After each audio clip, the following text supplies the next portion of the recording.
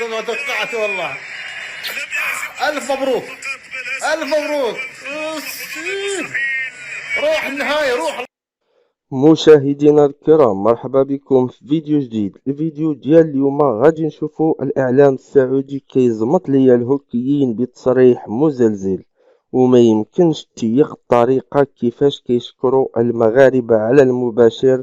ما نطولش عليكم، خليكم مع الفيديو ونرجعوا في النهايه ديالو. الله يخليك، روح امريكا اوت، روح. مبروك للمغاربه، رف يا عالم، رف فوق يا علم المغرب، فوق.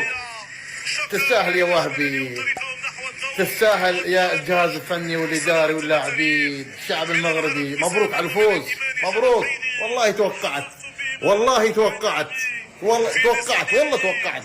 الف مبروك للمغاربه، انجاز بصراحه. فوز المغرب على امريكا لاقل من 20 سنه.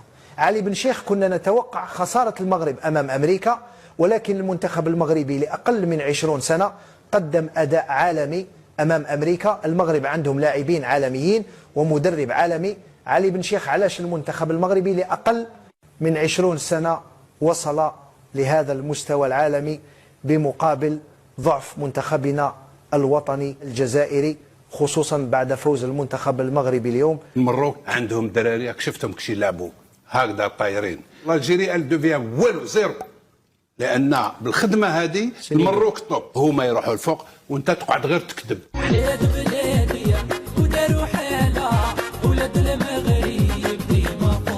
مراد، أبدأ من الحدث العربي الجميل في كأس العالم تحت 20 عام.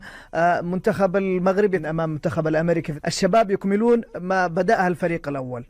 المنتخب المغربي يعني شاهدنا المنتخب المغربي الفريق الأول في كأس العالم 22، والآن الشباب يكملون ما بدأها الفريق الأول. مساء الخير. طبعا يعني نتائج مشرفة للكرة المغربية، وتطور وقدرتها على المنافسة عالميا أصبحت يعني محط الأنظار. هذا الأمر يعود إلى نجاح إداري، لأنه بالمقام الأول قدرة على استكشاف المواهب خارج البلاد وجمعها وإدارتها بالشكل المناسب. هذا يجب نعطيه الحق، ولكن بنفس الوقت أنت داخل المغرب الحياة ليست كأندية، ليست بحاجة إلى عمل أيضا. يعني الحياة ليست 100% وردية، لأنه على سبيل المثال المنتخب الحالي 70% منه تقريبا من خارج المغرب، من أندية أوروبية. يعني 7 لاعبين من أصل أكثر من 20 لاعب موجود بالقائمة حاليا هم لاعبين من الأكاديميات الأوروبية. فلا حتقول لي إنه أوكي هن أصولهم مغربية وغيرها. طبعا هذا أمر نرجع نتكلم فيه، أمر يحسب للإدارة قدرتها على استكشاف هذه المواهب ومتابعتها في الملاعب خارج المغرب، في الأوروبية، ملاعب أوروبية تحديدا.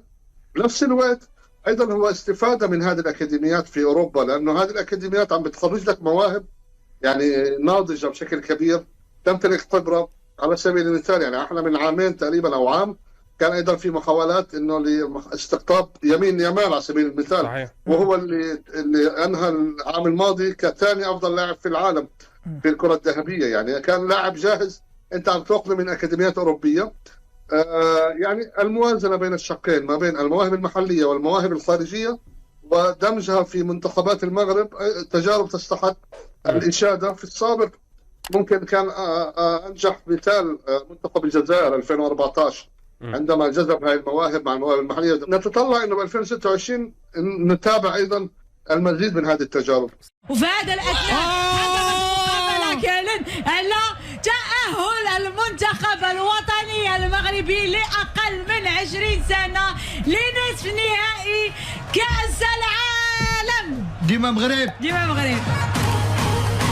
النفس حارة حارة حارة حارة. هنيئا لجميع المغاربة، ديما نقولوا الله، جميع المغربيات من طنجة للقويرة، وكذلك هنيئا لمغاربة العالم في جميع دول العالم اللي عنده الدم مغربي، اللي كيقول الله الوطن الملك اليوم. فهاد التهاني وهذا الانتصار هدية من جيل زاد ديال الكرة اللي كيدخل التاريخ، لأن هذه دوزيام دومي فينال في الأوفان، والثالثة مع قطر 2022، ومازال العطي يعطي. وتحية خاصة على دوك الشجعان اللي كانوا في الشيلي. الدول المجاوره تقدر تلقاهم جاو من الامريكان، او تلقاو جاو من المكسيك، او جاو من الارجنتين، او جاو من البرازيل، وعايشين هذه اللحظه هذه مع الدراري، مع دوك الوليدات اللي ولاد 2005 و2006. يعني هادو غادي يكونوا ان شاء الله واجدين في الجوز اولمبيك اللي تاهلنا لوس انجلوس باش ينافسوا على الميداليه الذهبيه، وغينافسوا على لقب بطل العالم قبل من 20 سنه ان شاء الله. ان شاء الله. سي محمد كنز، غادي نظن ان غادي ناخذ واحد المده طويله باش نقراو هذا الماتش هذا، وي، لانه كيستحق انه يكون يتقرا في المدارس ديال التكوين ديال كره القدم في الانديه ديالنا. سي تو بيرمي امين، عرفتي شحال من واحد خصو يدير لو ميا كولبا لمحمد وهبي. وي انا زعما بوغ اتر اونيت. برافو امين، برافو بور تون اونيتي، باسكو بزاف اون كريتيكي فلاكان كريتيكينا. Pas que la CAN, même avant la CAN, il a beaucoup été critiqué sur ses choix. La CAN, مشينا معاه حتى لا فينال. Et puis même après la CAN, فاش عطا لا ليست بزاف ديال الناس هضروا بزاف على ses choix. Mais aujourd'hui, on est en demi-finale d'une Coupe du Monde et il nous a prouvé que c'était lui qui avait raison. شوف نقول لك واحد الحاجه، ملي كتنتقد شي مدرب وكيحنتك بالنتيجه، جو مون فو. انا كنقولها دابا الروندمون، شوف تيكي تاكا، بوسيسيون 70%، اكسبكتد جولز. شوف الشبكه والطرق والكتب ديال التاريخ اللي غيمشي لويكيبيديا دابا ولا غادي يمشي لانسيكلوبيدي يونيفرساليس، ما غيشوف شحال الامريكان شدوا الكره وشحال من تير داروا، غيشوف يونايتد ستيتس 1 موروكو 3. دائما امين كنقولوها في كولتور فوت، وكنحاولوا ما امكن ان نرسخوا الثقافه ديال الانتصار عند الشبان وعند اللاعبين وعند ميم لي جوار كونفيرمي. كنحاولوا ما امكن ان نرخصوا ثقافه الانتصار، لان كما كنقولوا دائما العبره بالخواتيم. وغادي نكمل وغادي نقول بان المستحيل ليس مغربيا. دونك فاش كنتعذبوا بحال ما هكا وكنتصروا بنتيجه كبيره ماشي صغيره، انا ربحنا بثلاثه، ما ربحناش ربحنا بفارق ديال 2 ديال الاهداف، يعني ربحنا ب3-1 مع فريق اللي دار كل شيء سوى انه يربحنا. دونك حنا اوني لي ميور طونك حنا اللي استقبلنا اللاعب، طونك حنا اللي استقبلنا العذاب وكنا على اعصابنا، لاعبين جمهور متفرجين، وجاو اللاعبين وقدموا لنا هذه الهديه هذه. كنقول لهم برافو، كنقول برافو الوهبي. من بعد ان شاء الله غادي تكون عندنا فرصه يعني سانحه غدا ان شاء الله باش اننا نديكورتيكيو هذا الشيء هذا اتيت غوبوزي. ولكن كما بغى يكون الحال، هذا واحد اخر درس اخر من الدروس ديال كره القدم، درس في الحياه ديال الصبر، ديال الاصرار، ديال العزيمه، ديال قوه الشخصيه كذلك. والهدف الثالث هذا الشيء كله اللي قلت كيشخصوا لنا الهدف الثالث اللي فيه كثير من العزم، كثير من الاراده، كثير من الصبر، وكثير من الشجاعه كذلك.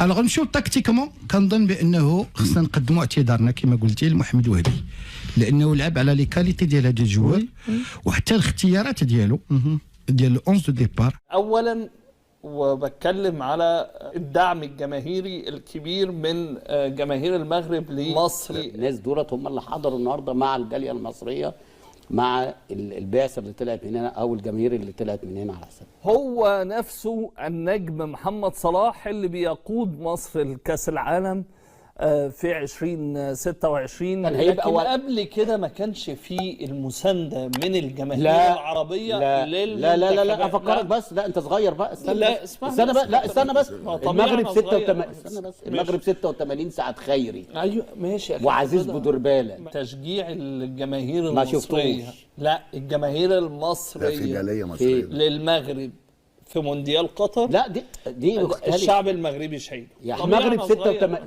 المغرب 86 سعد خيري. ايوه ماشي، وعزيز بودربالة. ما كانش المسانده ظاهره قوي كده يا عم ده انت ما كانش عندك تلفزيون ساعتها. لا ليه كنت بس هي زي ده هو كان السنه بس، لا ما 86 كنت بتفرج وعادي جدا، وكنت فاكر بس كنت صحفي.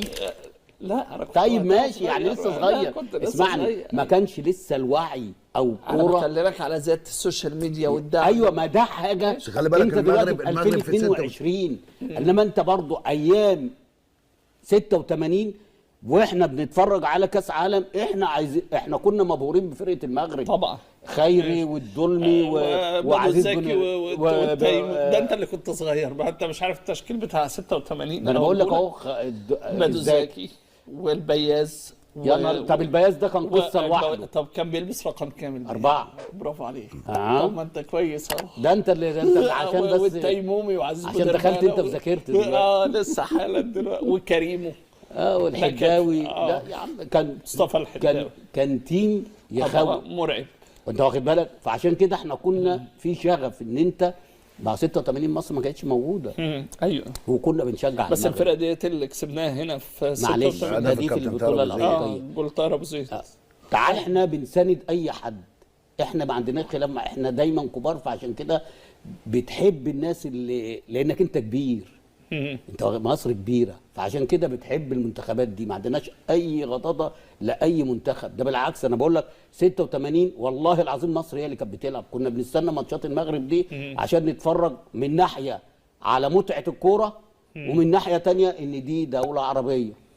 تعال بقى الجزائر، تعال كل الكلام ده. حتى بعد كده لما الاخوه دخلوا بقى الكويت سنه 80 او 82 وبعد كده الامارات وبعد كده السعوديه. فاكر انت 90 فؤاد انور والكلام ده. احنا برضه كنا مبسوطين يعني برضه احنا كده، احنا شعب بنحب الكل. فكما شفتوا معنا الإخوان، هذه ماشي غير مباراة عادية، هذه لحظة تاريخية غادي تبقى في ذاكرة كل مغربي. المنتخب المغربي اليوم دافع شعير على الراية، دافع على الكرامة، ودافع على الهوية وعلى حب الوطن كذلك. من أول دقيقة حتى لصافرة النهاية اللعابة بينوا شنو معناها تكون مغربي، تكون عندك قوة، عزيمة، روح جماعية وحب كبير للقميص.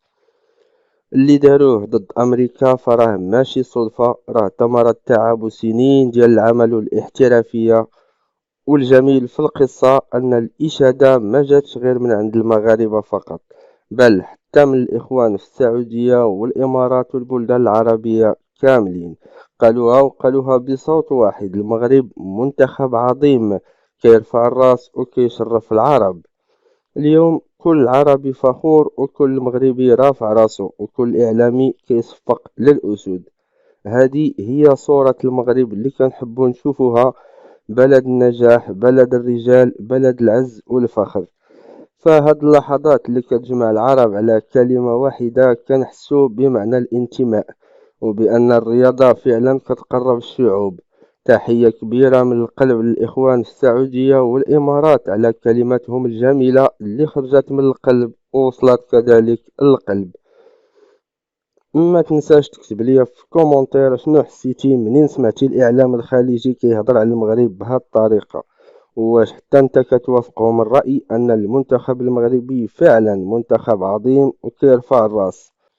هادشي اللي عطا الله في الفيديو اليوم. ما تنساوش ديروا لايك، تشتركوا في القناة وتفعلوا زر الجرس باش توصلكم اي لحظة جديد او اي لحظة فخر جديدة من بلادنا الغالية. الى اللقاء.